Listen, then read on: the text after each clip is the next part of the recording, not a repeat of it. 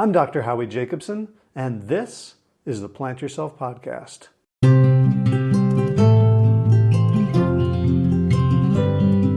Each week, I bring you a conversation with someone who's making a positive difference in the world.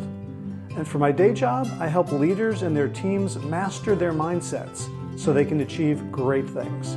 To find out more, check out the Mindset Mastery Memo, my Substack newsletter.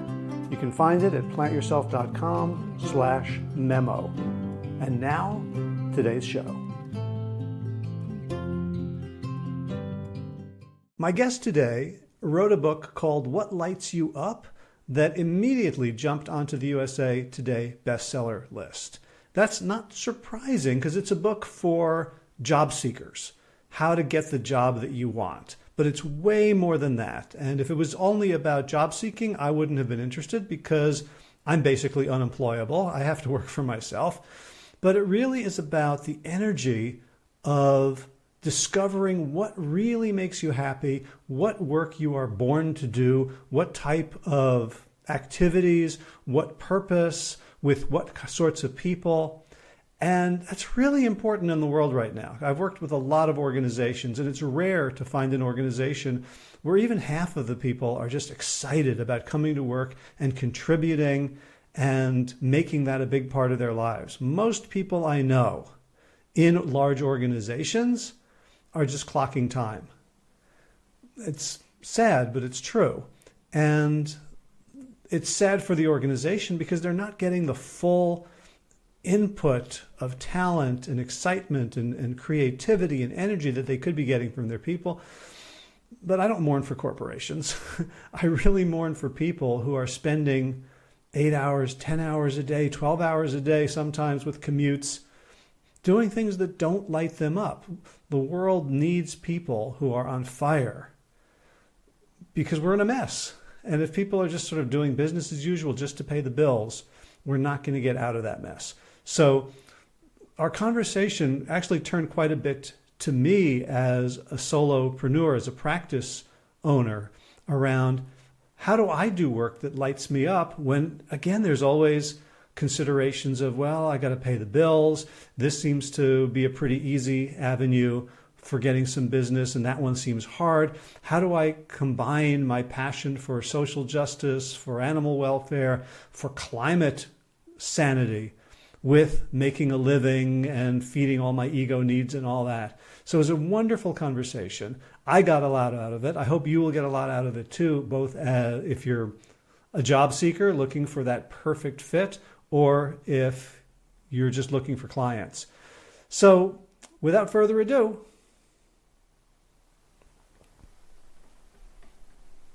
Mary Olson-Menzel, welcome to the Plant Yourself Podcast.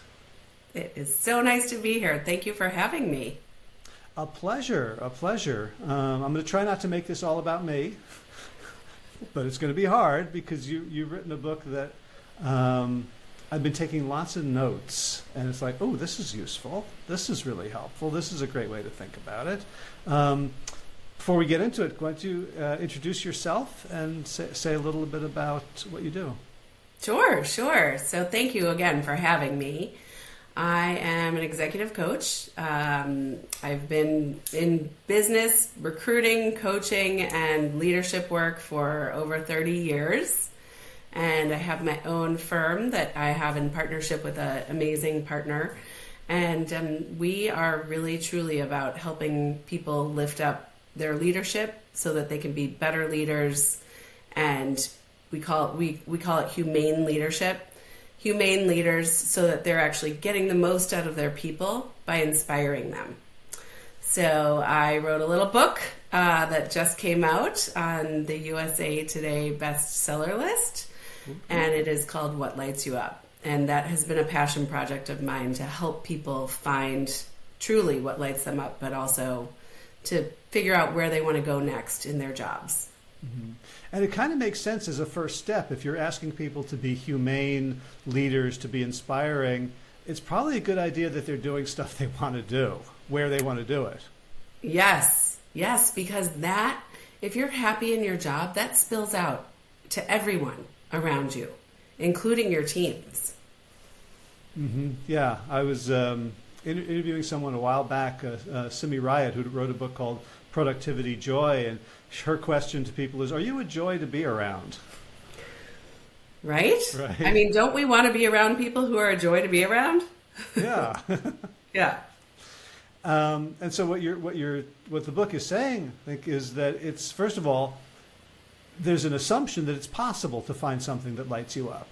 And when I look at like my history of observing people in workplaces, it's pretty rare. Like I would say the base rate for me is like, maybe 7, 10, 15% overall are people who are like, yes, I would work if I didn't need the money. And you're saying this is attainable. Exactly. But you're absolutely right. I mean, in all of your years of experience and my years in corporate America, and then also, consulting, coaching people, in the book, I say that I'd give the number 70% of people in their workplace are not lit up, right? So we're about on the same page of people who would work if they didn't need the money, right? But how can you get to being lit up, right? And when you see a person who's lit up like that, you know it, right? I mean, you can just feel it in the room that they're in. Mm-hmm. So when you went about writing up a book on what lights you up, you have sort of a 70% and you have a 30%. And you also have, your vast years of experience of coaching people, of helping them prepare themselves to find a position that lights them up. Did you do any sort of like, let's look at the differences between the 70% and the 30%? Like, how did you decide what's true here? Well, speaking to a doctor, right? There's the research that I did in my book was all hands-on, right? From my 30 years of experience, because what I saw through all the years, whether it was in corporate, in tech, in consulting, that it was the people who were lit up from inside were the ones who got the job offers. They were also the ones who got promoted more quickly. And by the way, they have this amazing byproduct of being much happier in their lives. And when you're happier in your work and your life, you actually typically are healthier too. So this is not about just, bringing your light to the workforce, but it's also about, how does this spill into all the areas of your life so that we can all make the world a better place too. I've got to ask, have you gotten media training? Because you're so succinct. Oh, I'm like, thank you. I usually ask a question and I can sit back, I can like take a shower, and you're like coming out of these very succinct, clear things, and I'm like, oh, it's my turn again?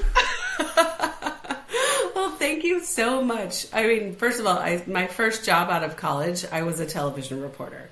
Uh-huh. So that might help. And then throughout this book journey, I was introduced to an amazing woman by the name of Lynn Smith. And, we were introduced by a lawyer friend of ours, Matt Savare, and he literally said, I think you two are going to love each other. And we said, you know what, let's just help each other in any way that we can. And so when I was going on my interview with NBC National News, Lynn said, let's work together for an hour and let's just make sure that, that you're going to nail it. So I had the background and I had a little help from my friend Lynn Smith, who's pretty amazing. That's awesome. As I said, I'm not used to working this hard. So. Sorry. I'm going to push you. Can you ramble a little? So one of the obstacles I think that a lot of people have to a resistance to the idea they could get a job that lights them up is that they didn't see it in their family of origin.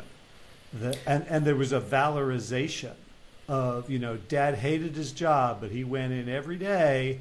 He worked his butt off. He took care of us, almost like I owe it to the past to keep, like, that's what it means to be a husband, to be a man, to be a provider for men. And then obviously for a lot of women, this idea like, well, the workplace isn't a very friendly place in general. So how do you help people who are immediate, and maybe this isn't the book for them, but for folks who who are listening to this who might immediately feel like, well, that would be great, but...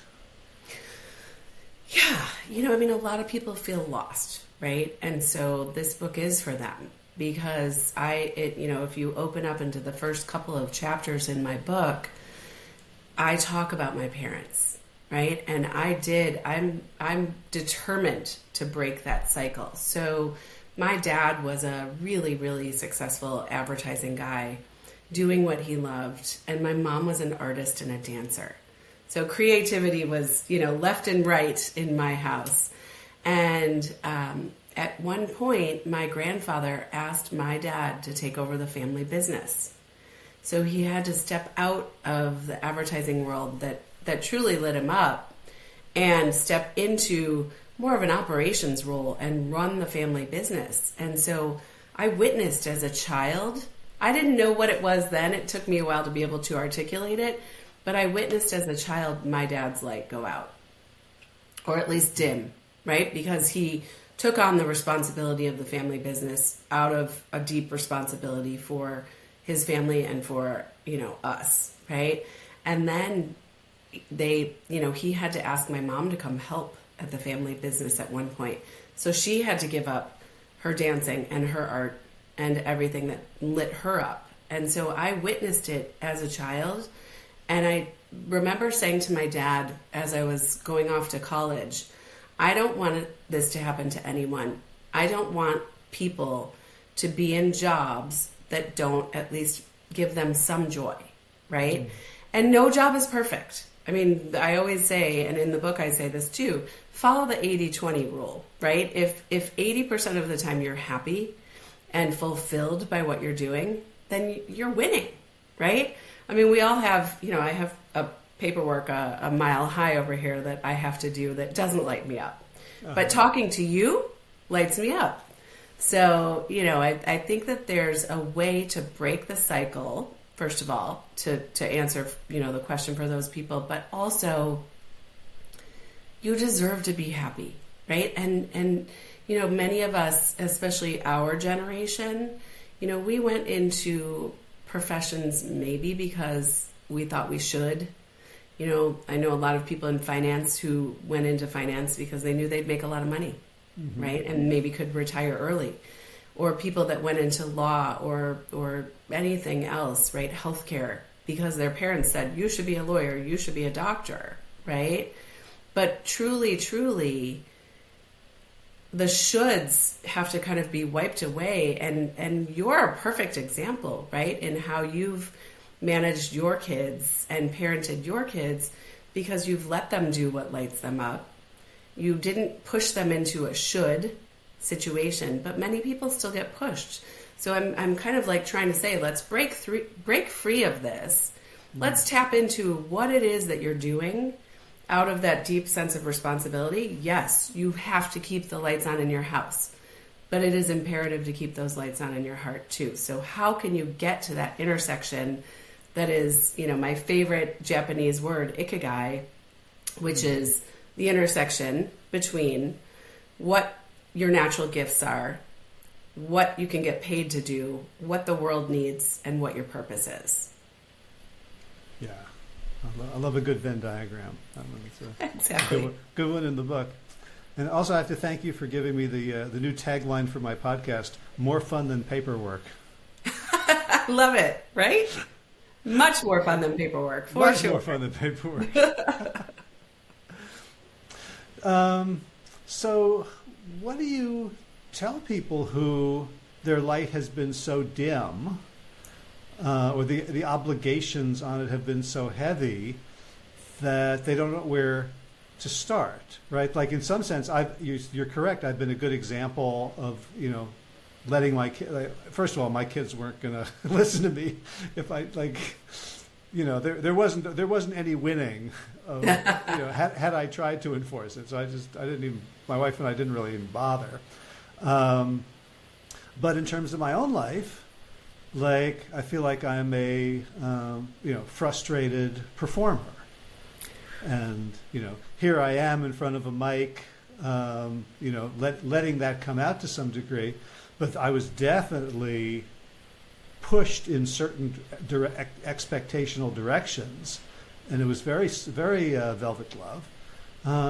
So do I go back to like I've seen people like what did you want to be when you were 11? Like left fielder for the New York Yankees. How does that help? How does that help? Right. Well, yes, it does give you a little bit of a clue though that maybe you're a sports fan, right? So, let's take that a step further to answer your question. A lot of people, right, we're so bogged down with the responsibilities of, whatever our life entails, taking care of elderly parents, raising kids, working to, keep the lights on in the house. But truly, I ask people to start simple. Create what I call a light log and start paying attention to the moments in your day that light you up. Right? And right now, right? I have a really great cup of coffee right here. It's this organic blend that I found on Amazon. And that lights me up, right? That's one thing, a good cup of coffee. It's paying attention. I can look out my window, right? And I have this beautiful, it's fall in the Northeast. I have this beautiful red tree that inspires me every day. Right? And those things, paying attention to those moments, our conversation, me not having to do paperwork for another hour, those little things all add up, right? And so, for example, there's a woman that I coached. We went through the light log and we went through another exercise in the book called the 3 Ps. And what we really understood was that her passion and things that she put in her light log was travel. So we made a list of all the travel-related companies in her geographical area and started to say, okay, would this travel-related company be somewhere that I could bring my existing skill set and add value? And we ended up getting her a job as the chief storyteller at one of the major airlines here in the U.S. So, you start small with the light log. And then you follow the exercises in the book and things start to open up and things start to unfold in ways that you could never even imagine. So I'm going to challenge you to do that too. Okay, yeah, I'm picturing, I spent time in Southern Africa and, getting a desert tour where only certain, Kung tribes were able to live. And like what they were looking for was the little leaf sticking out of the sand that indicated like here's a big juicy root underneath. There's our nutrients. There's our water. So saying like don't ignore the little leaves in our lives. The nice cup of coffee, the enjoyment of travel. If I'm thinking I'm going to go back to my my YouTube history and see like what do I watch when I'm too frazzled or too tired to work. Yeah. What are you doing in your do you have hobbies, right? Do you have a side hustle? What are those things that are speaking to you? And to your point, I love the analogy about the leaf, right? Because it's just that day by day starting. It feels so daunting to like think about, okay, I need to find a new job. I need to tap into what lights me up. This feels too hard, right? But, when you take it in a pragmatic and intentional type of way, by just starting to pay attention and just starting to research a little bit your own life and your own history, it starts to, unfold and give you a little bit more clarity. So when I'm thinking about what lights me up and what lights people up, I think that, a mistake I've made is assuming that everyone's like me, which is clearly not true. But, so I remember one of my first jobs in a company. It was a boutique change management firm, and the people who were leading it and I were like, we want to make a difference in the world. We want to bring happiness and joy. And we had a COO who's like, I don't care about any of that stuff. I just want everything to be efficient. And like her her whole, like, I don't care, you guys could change, you could start selling cardboard boxes tomorrow. I don't care, as long as we're doing it efficiently and well and rationally. And I'm like, okay, so there's this, just like, I love my job, what I do, the skills that I bring, the outcomes that I get on a very basic level. Then there's like me about meaning and global passion and all this. And then there's plenty of places that I could have worked, but I was like, ooh, that office is gross. I don't want to be under fluorescent lights, all day. And then there's the people that you work with. There's people who are just happy to go and be a cashier at a supermarket because they like the cashiers on either side of them. Yes. So, like, how do we begin to parse, like, which of those, and I'm sure there's other levels I haven't even thought of, that really, go into the algorithm of lighting us up? Well, it's interesting because you brought up all these different people, right? So we're all different, we're all unique, and only we can answer the question for ourselves about it, what it is that lights us up, what it is that makes us happy at the workplace and in life, right? And I think, what's interesting is I love the dichotomy of the firm that you worked at, because you had these dreamers, right, who were big visionaries, change the world. But then you had a very pragmatic COO who said, wait, hold on. I got to bring you guys back to earth for a little while because the trains have to keep running in order to leave the station, right? So we need both types of people so desperately in the workplace, and we need to really, I believe that it's, really important that we respect the people who are pragmatic and the people who are the dreamers, and we partner them with one another so that we can actually get stuff done, right? But also, I think you brought up a really, really great point in that it doesn't matter what you're doing, right? You do not have to be a CEO. You do not have to be a doctor. You do not have to be the top of your game to be joyful in your life or in your career. We've both traveled to third world countries where the most joyful people are people sweeping the floors and doing whatever they're doing. They're singing while they're working, right? So it's really tapping into that. It's not saying, I have to be the CEO. I have to be this. It is saying, how can I find joy in my day-to-day life? And how can I do something that aligns with my values and who I am that fills me up every day? There's a lot of baggage pushing against that philosophy in our culture, isn't there? Around, what's my unique selling proposition? What can I do better than anyone else in the world? The upper out mentality in a lot of firms. When I was young, I remember Chainsaw Al and Jack Welch, routinely firing the bottom tier of performers. What does it take for people to get permission to just be joyful and happy and contribute in a way that may not be, grandiose? I mean, it's so much an outlook, right? It's how you look at life. It's the lens that you look at your life from. We've done so much work. I mean, they do this work now, which I'm so happy about, in our kids' schools about a growth mindset or a fixed mindset, right? Yeah.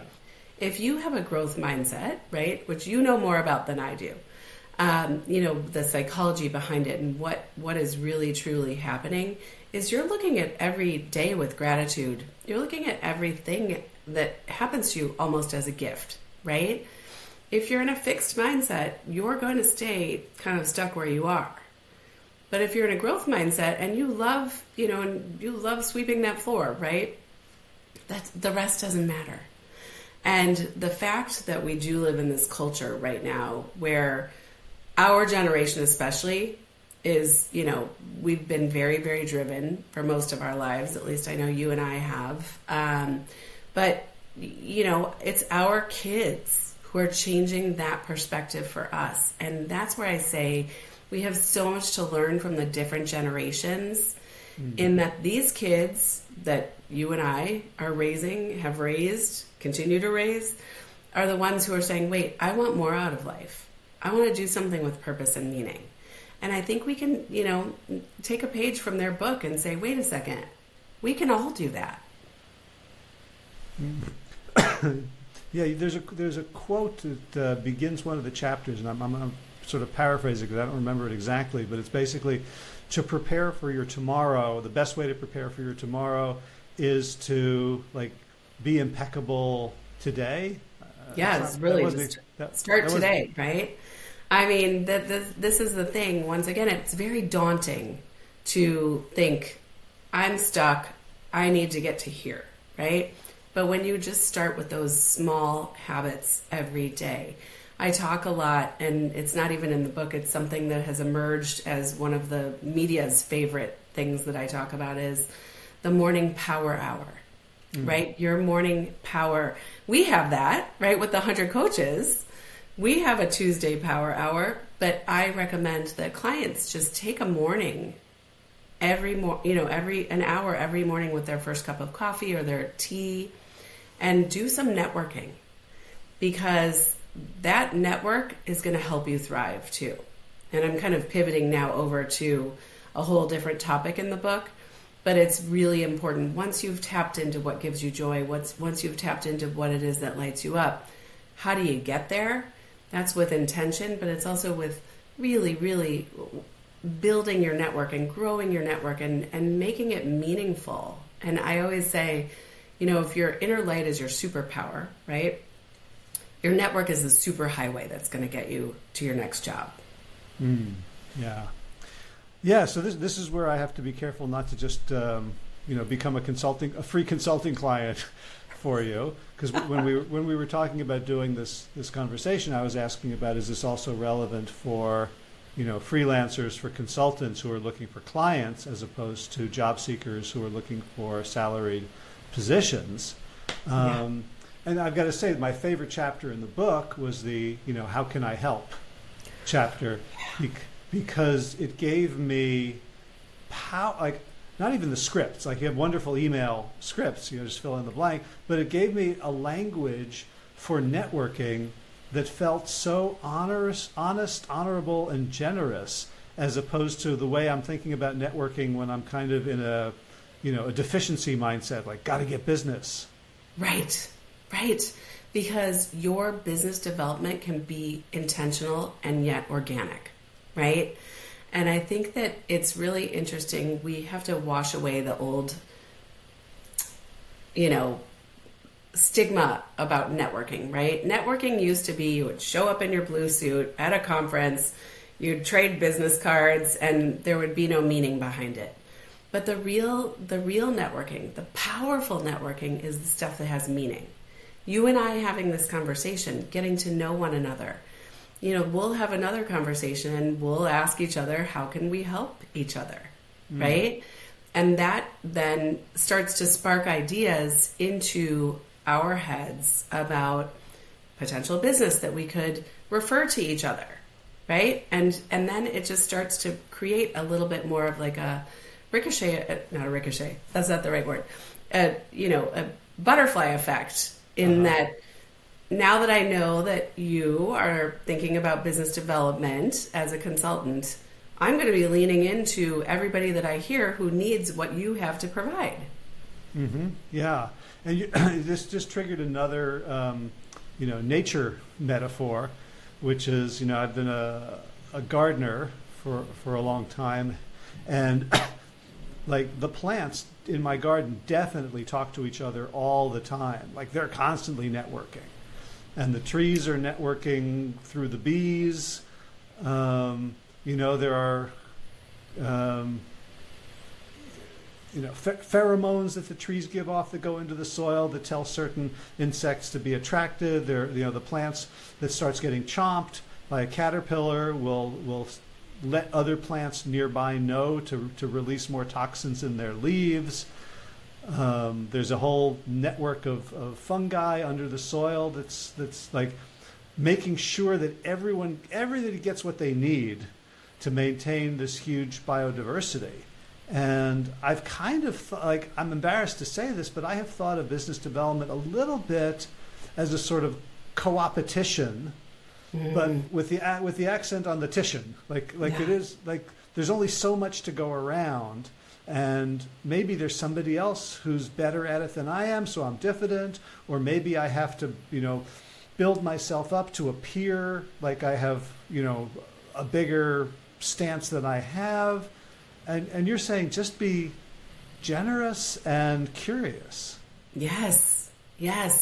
And I mean, I'm telling you, now you will flip your mindset and you will be amazed at what happens. And I think I love these examples of nature that you're bringing up. I mean, they're so, so powerful. I think that's your next LinkedIn post, about how nature works together so organically, right? I mean, truly, right? That beautiful red tree out there right now is not competing with the yellow tree, right? They're both equally beautiful. And by the way, when you can flip your attitude from an attitude of lack to an attitude of abundance, right? You're going to see amazing results, because I believe that there is enough to go around. I believe too that, there's a niche for everyone, right? What you do is very different than what I do, but we can help each other rise by recognizing the greatness in each other and helping each other from a networking standpoint. So if I picture the world embracing this abundance, right? Because the way abundance mindset has been promoted a lot is sort of like, oh, it's what poor people don't have, and that's why they're poor. Nah. Right. But the truth is that if the abundance mindset comes from people with, that's much more likely to have a positive, just redistributive effect. But if I truly come to the world with a abundance mindset, there's a lot of work that I am no longer willing to put up with, and a lot of companies that I wouldn't want to touch with a 10-foot pole because they're not promoting values that I care about. Well, that's exactly it too, right? I mean, as you get older and more experienced and more seasoned and all of that good stuff that you and I are embracing at this time, you get to be more discerning about what you say yes to as well. Because I have found over and over, it has happened to me so many times in my life, I'll hold on to a client that doesn't feel right because of, probably all the right reasons, but it's not the right client for me. Mm-hmm. And the moment that I make that courageous decision to let go of a client that isn't the right fit for our organization, our values, it's like the universe, and I'm not trying to get woo-woo here, but it's like truly the laws of, like you were talking about, nature. You create space by getting rid of the stuff that doesn't serve you anymore, and all of a sudden more good stuff comes.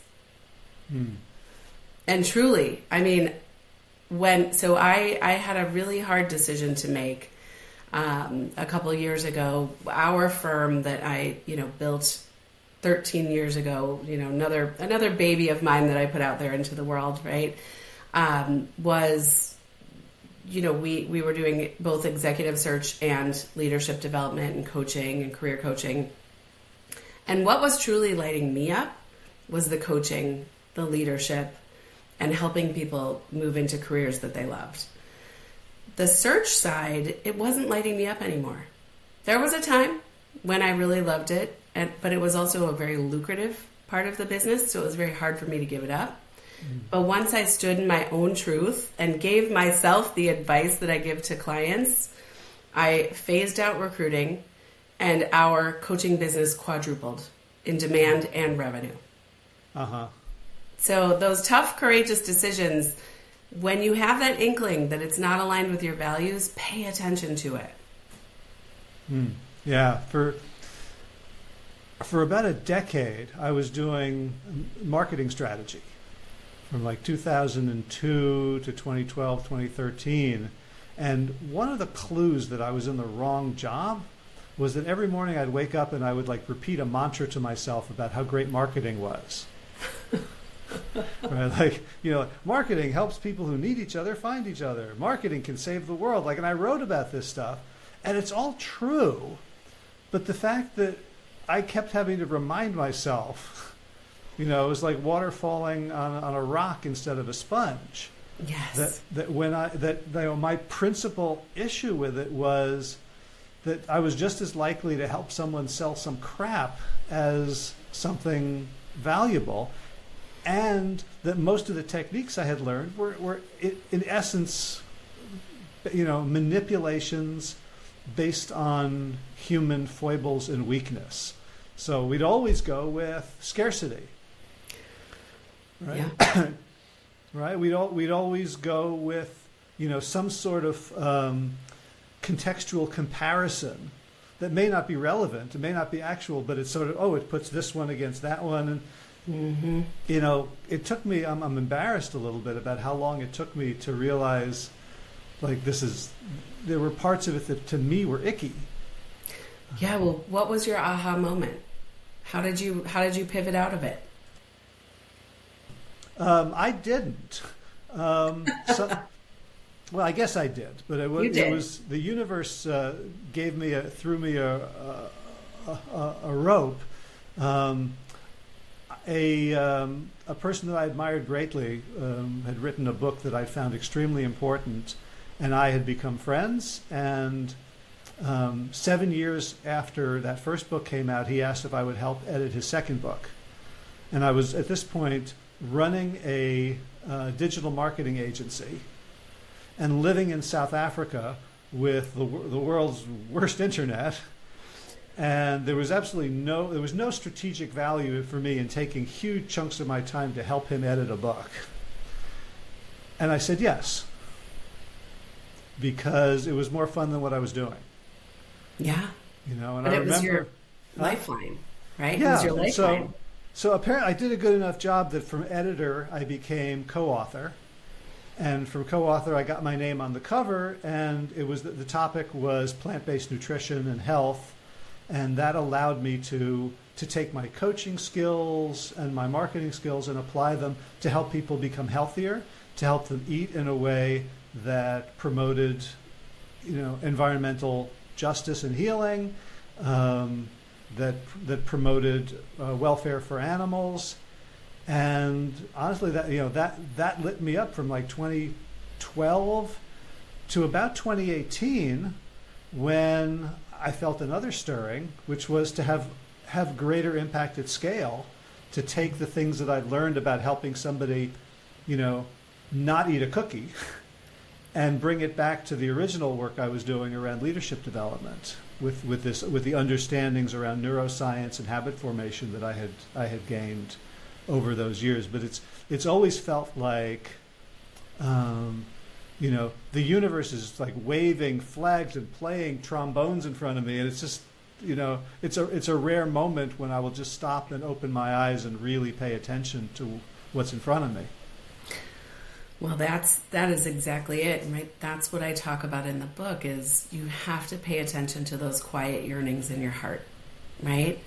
And by the way, you're probably still doing marketing, but your marketing now feels much more genuine and organic because it's something that you're passionate about and that you believe in. Yeah. And it's also, I've become clear as to what my marketing, what the energy of my marketing is going to do in the world, even if it doesn't get the sale.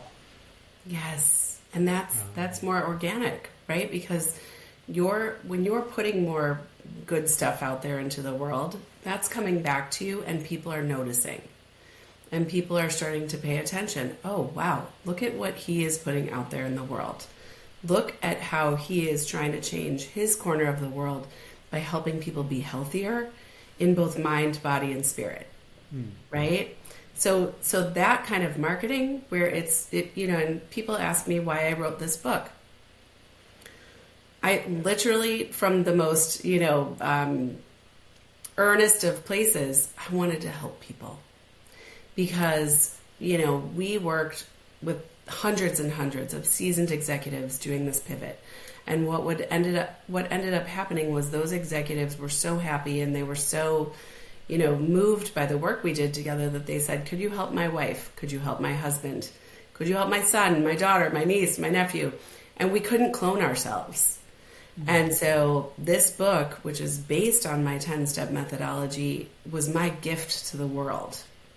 And really, truly saying, okay, for the people who don't have access to us, the people who can't afford us, this is my gift. Because you can get a lot of the teachings of what we do for a lot of money in a book for $25. Yeah, and as someone who's read lots and lots of books, I got to say that it's always bugged me that books are sold by the pound instead of by the content. This is worth way more than $25. Well, thank you. Thank you. Yeah, let's talk about the Power Hour and what it might look like. For let's say someone like me, or for people who are trying to just who are trying to network because they've been told they should network, and now they've had this reframe about like this could be fun and generative and organic. Yes, and it can be. I promise. Even for the introverts out there, I promise. But what you can do with this Power Hour, right, is I recommend in the book, and this goes back to the 3 Ps list that we talk about, the intentional target list of companies that you might want to do business with for you or work at, right? Do consulting with or work at. That list, then you start to curate your own LinkedIn newsfeed with those companies, with those people that that inspire you, companies that inspire you, businesses that you want to be connected to. Because then what you're doing is you're seeing that you get this curated newsfeed every morning where I get to see what Dr. Howie Jacobson is doing. Oh, this is so amazing. Look at this great work that you are doing, right? Then I get to look and see what some of my clients are doing. I get to look and see the news feeds of all of these amazing companies that I've curated by doing something so simple, following them. You go all the way down to the bottom of your LinkedIn, page, and it says, do you want to follow this person? Do you want to follow this company? In essence, you're curating your news feed right there. And then to take it a step further, you do what I feel like we are getting very good at doing in our own 100 Coaches organization is you start to take a look at what your colleagues are doing. You take a look at what is really interesting you, and then you amplify it. You comment on it. You like it. You engage. And then that tricks not tricks, but it makes the algorithm of LinkedIn much more powerful so that you continue to get really, really curated news feed in your morning power hour. So it's following the companies, following the people, and then engaging. Mm-hmm. What's your advice on engaging? There are posts that I read where all I just want to say is great, thank you so much. There are posts where I want to add something, but I hear a voice in my head saying like, don't be a mansplaining show off here, like. No. And then there's posts I read where I think this is a complete and utter pile of BS, and I don't like it, and I tend not to say anything. Fair enough. Yeah, you want it to be very authentic. You do not want your networking to be inauthentic, right? Mm-hmm. And so I think it's really up to you, to each individual, right? Who is engaging to you, right? I mean, you don't have to comment on a post that you think is a pile of crap, right? You don't. You're a free person. Yeah. But, I think it's great. I mean, the best case scenario is one that is so thought-provoking that you want to engage and give your own thoughts and opinions, and then maybe even repost with your own thoughts and opinions, so that then you're amplifying your thought leadership and the thought leadership of this person that you're, enjoying their post, right? Uh-huh. So I think you have to go with your gut. Don't be inauthentic with the networking. Right, but I see a lot of people saying like, if you want to get noticed, be provocative. Right, like again, there's what am I trying to do here? And only you can answer that question. Right, yeah. Like which is the dog and which is the tail? Yeah, and it's very easy to get you wrote a book to help people. that was the primary motivation. As you go into the world of publishing, you're rubbing shoulders, I'm sure, with a lot of people whose goal is the book's got to make money. The publisher, totally. That's why they're in the business, right? And they will probably make more money off of it than I do, which is fine as long as I'm helping people. And by the way, a book, as we know, has its own benefits that are not monetary, right? Not only does it help people, but it elevates my voice. It elevates my own thought leadership in the space, right? So, there's so many different reasons for doing why we do what we do. And, my husband, as I put in all this time and all this, blood, sweat, and tears to get this book out the door, he's like, when are we going to make the money? I'm like, that's not why I did it. Yeah. That's not why I did it. So I call him the CFO of our household because he makes sure we're, headed in the right direction at all times. Sounds useful. Yes, very useful. And I'm not good at that stuff. I'm much better at the big picture, like dream, go ahead, dream. And then let's break it down into actionable steps so that you can get to that dream. And that's what this book does. Mm-hmm. So the Power Hour is largely about LinkedIn, about following, engaging. What is there? I assume there's a next step of greater intimacy. Yes. Right. Yeah. So that's the meetings, right? And whether it's from New York to Spain, right? The U.S. to Spain today. It's taking the time. And it can be 15 to 20 minutes just to lock eyes and understand what's driving this person and how you can help that person, right?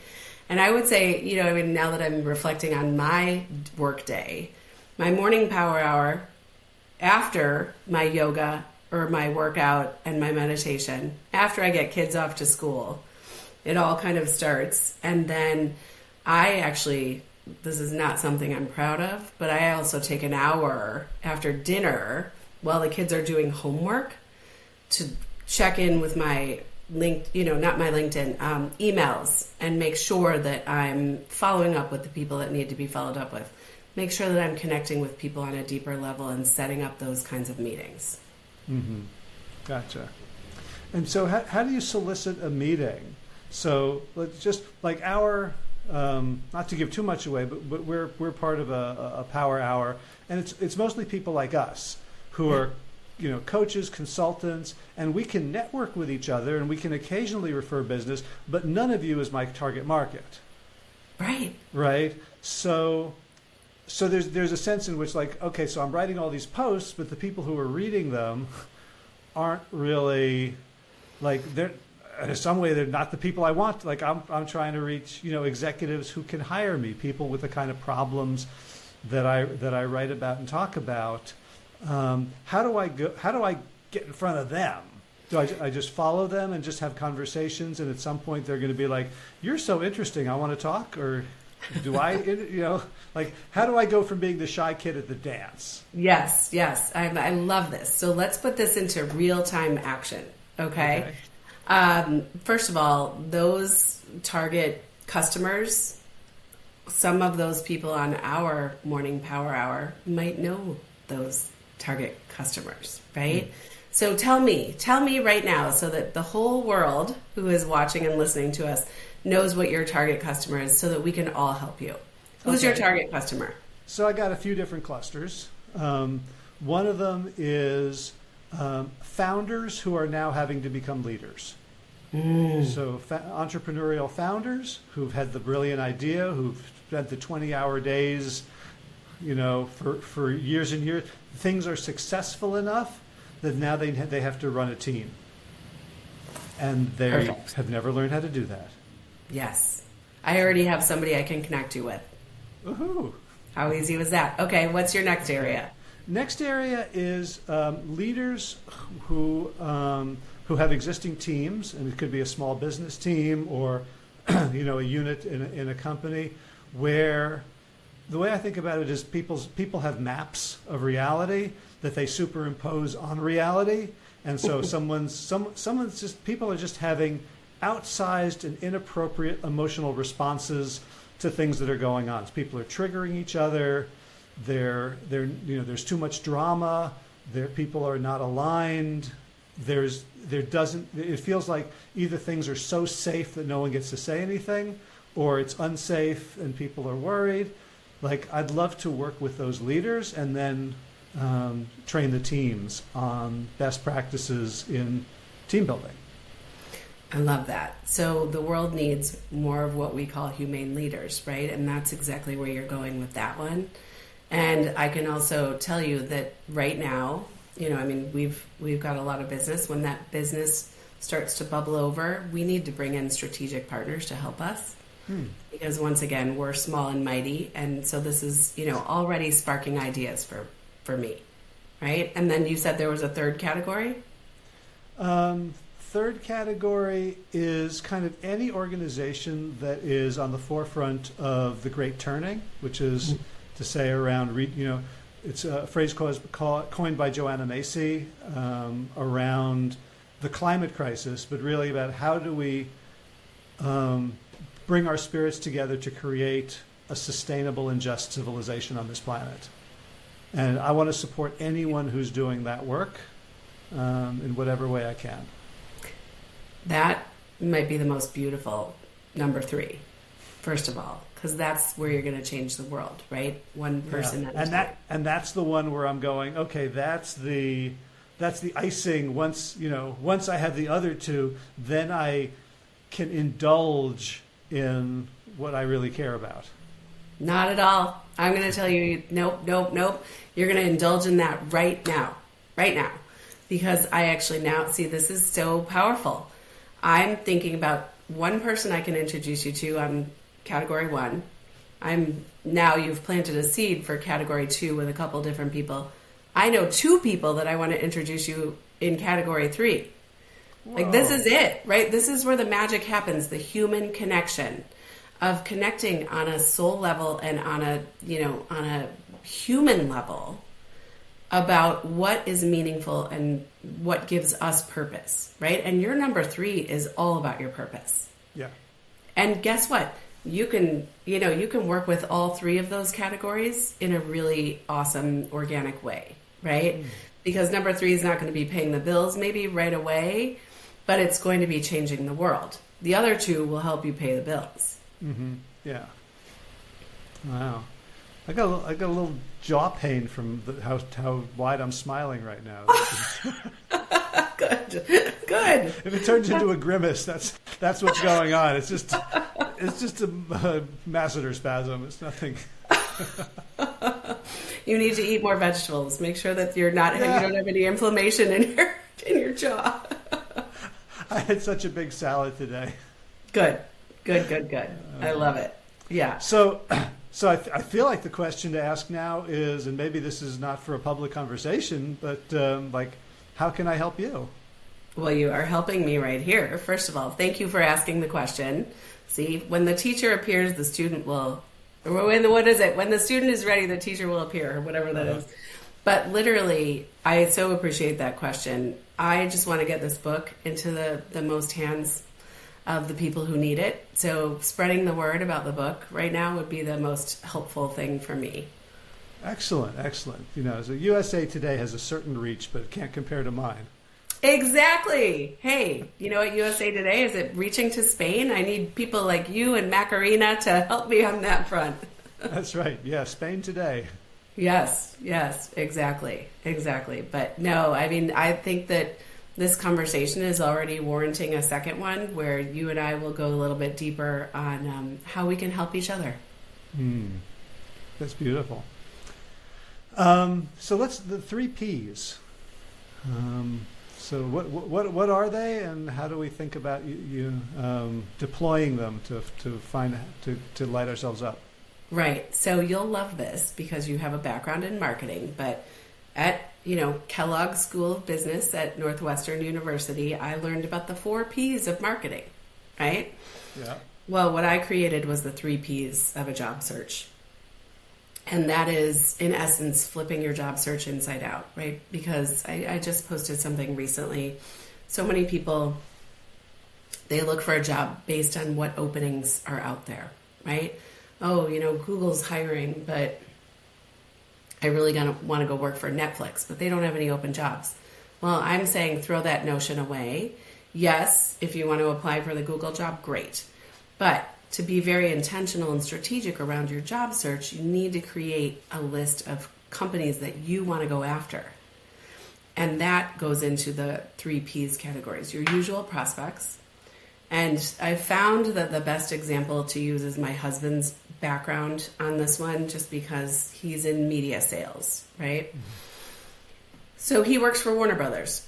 If he was going to go somewhere else, he would look at NBC, Viacom, any all of those big media companies, right? But if he was to make a pivot, which would be the next category of companies, he would be looking at Google, tech, Netflix, places like that, right? But if he was going to go into his passions list, he's extremely passionate about U.S. football. Ah. And so... What team? The Bears? Well, that's me. I'm the Bears. Okay. Because I'm from Chicago. But no, he is a big New York Jets fan. Okay. So his, a company that could go onto his passion list would be the New York Jets. Or the NFL, because they're based in New York, I believe, too. So, that's kind of a good example of, kind of blowing away the fact that you don't have to just wait for the opening. You can start using your power networking to actually break into some of these companies that are on your target list. Yeah, and in terms of, pivots and passions, what occurs to me is, with a background in marketing, like every marketing innovation is just somebody stealing something from somewhere and moving it somewhere else, right? So, what everybody is doing in an industry, by definition, gets stale. Mm-hmm. And so there may be more value to add in pivoting to a different industry, yes, than in just riding on the expertise that you developed in one. And you did it, right? And you took a fresh set of eyes and pivoted into a different industry with your marketing expertise. Well, who doesn't want somebody in their organization who understands the principles of marketing? Right. I'm also thinking about, the story of Alan Mulally going from Boeing to Ford, and, the first meeting telling everybody, I don't know anything about cars. Yeah. Right? Alan walked in with a fresh perspective and blew it all away, right? But he knew about people. He knew about humane leadership. Yes. Exactly. Another great example from our, MG 100 organization is Dr. Richard Acebanjo, right? He was a chemist who's now in leadership. Uh-huh. What a pivot, right? And he's happier than he's ever been. That makes so much sense, because one of the things when I would coach people around their health habits, people have a lot of shame and a lot of lack of agency if they're they can't control their eating, if they can't get off the couch to go for a walk. They feel, in that slice of their life, they feel very sub. And I would ask them, like, what do you do for a living? Which was just kind of a strange question for a guy who's supposed to be like, getting them to put down the Snickers bar. And they would say something, and I have enough of a business background to be able to kind of guess, like, oh, so that means, oh, you're probably pretty good with numbers. Oh, you're a project manager. You're probably and I would get them through almost Columbo type questioning, like, innocent, stupid questioning, to get them to say how those skills that they already had applied to the thing that they couldn't succeed at. Like, yes. So you can't stop eating blueberry pie. Like, did you ever not want to go to work in the morning? Like, yes. Oh, so all those mornings you slept in, right? And they're like, no, I would never do that. I don't act on impulse. And they're like, oh. So like we have all these strengths that, I think we become blinded to the fact that they're much more universally applicable than we think. Absolutely. And, I love that book that's, in the public domain called Strength Finders 2.0, right? And it's what Tom Rath's theory is it's all about elevating our natural gifts and our strengths, right? And bringing those to the workforce, but also to life. And, when you know what your top 5 strengths are, you can play off of that and help to build those. But also then we go, another step deeper to what you're talking about, which is intentionality, but also the power of the pause, right? This guy that you were talking to with the blueberry pies, right? Why don't you pause and ask yourself, why do I want this piece of pie? Right? What is it? And I know women are always hard on themselves with their weight and everything. And I always ask myself, like, is this, piece of pizza worth blah, blah, blah, right? Worth gaining a pound? Probably not, right? But it's okay to have a bite. It's okay to indulge a little bit, but just having those healthy boundaries around even your indulgence, right? You know more about this than I do. I'm just kind of, putting the analogy in some of the stuff that we do in the book. Yeah. I think, it's like the overarching thing that's hitting me is appreciation of the strengths and experiences that we bring, as opposed to, I think one of my defaults is to always look at the gap, right? Yeah. To always look at what's between me and excellence here. What do I not have? What do I not bring? And the Tom Rath Strength Finder perspective, obviously I shouldn't become like a brain surgeon, right? Like like there are places in which I should not have imposter syndrome. Like that's yes. Yes. Like I'm a doctor. I'm not that kind of doctor. Right. Don't come to me with a hernia. Yes. Right? But exactly. But that there is that all of us have strengths, and I think in a way recognizing my strengths felt like that I was sort of setting myself apart. Like, oh, I've got to be good. I've got to be better. But really, when I really embraced what I'm good at, it kind of made me just like everybody else. Like, I'm just like, we all have experiences and talents and proclivities that are unused. Yeah. And sometimes not always respected, right? So it starts with you, where you need to be able to embrace those natural gifts. And then the more that you can embrace and elevate those gifts, the more that people are going to recognize it and appreciate it in you. And it's so powerful. I mean, you do a lot of work with teams, right? We do this exercise with strength finders, with large corporate teams, and the aha moments that happen, just understanding people's natural gifts and strengths. And then, they start to come together and say, well, wait, all right, Howie's really good at marketing. Mary's really good at this. Let's put them together. Put them on an assignment together and see where they go, right? Uh-huh. So there's so many aha moments that can happen from a very, very, simple theory of embracing what you're good at. Yeah. Yeah, and, the other thing is to, with humane leaders, we can create an environment where, like, every one of my strengths is also a weakness. Yeah. Right? So if I'm the marketing guy, I see opportunity everywhere. If you're the risk management person, then you see problems everywhere.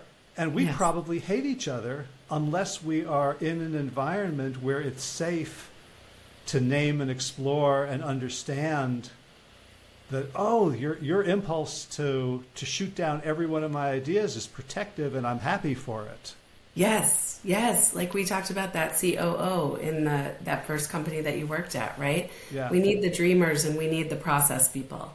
We need each other to make an organization great. If there were a bunch of dreamers in a company, that would be a great conversation and lots of fun for you and I, but there wouldn't be anything getting done, right? We need the people who are actually going to jump in and say, your 5 ideas are amazing, but here's the risk in 3 of them. Why don't you go with the top 2, right? We need another person who says, hey, your ideas are great. Who's going to put them into place? You guys are going to lead the charge. Yeah, but we need people to do the paperwork, right?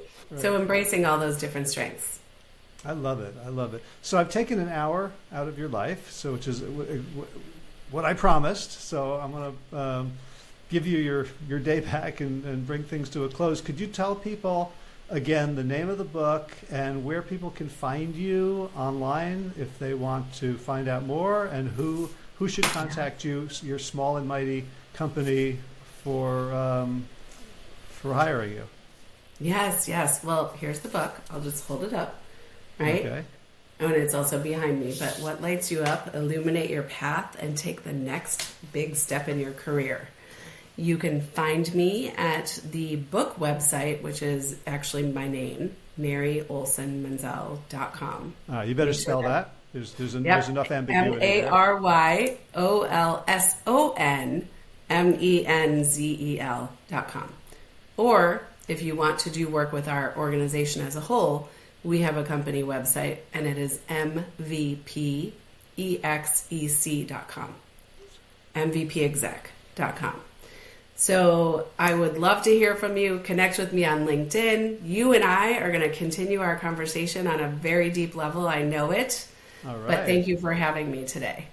It has been such a pleasure, and the sparks are flying. I know they may not be visible, but when you explained what Power Hour is and how much fun it's going to be, and that I can do it over coffee.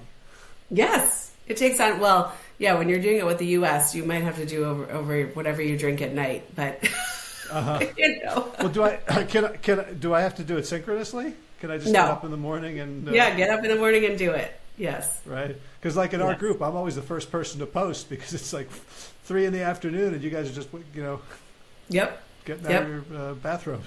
Yep, exactly. We're finishing our workouts and our meditations, and headed into our Power Hour.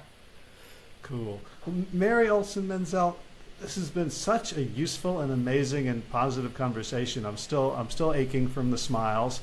I feel like I've gotten so much value personally. The questions you asked, I think I articulated my value propositions and my passions clearer than I ever have. So somehow you've got some magic gift in the way you ask questions.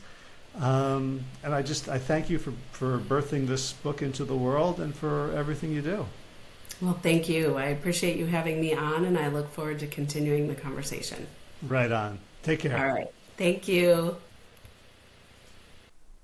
And that's a wrap. Show notes for today's episode are at plantyourself.com/607.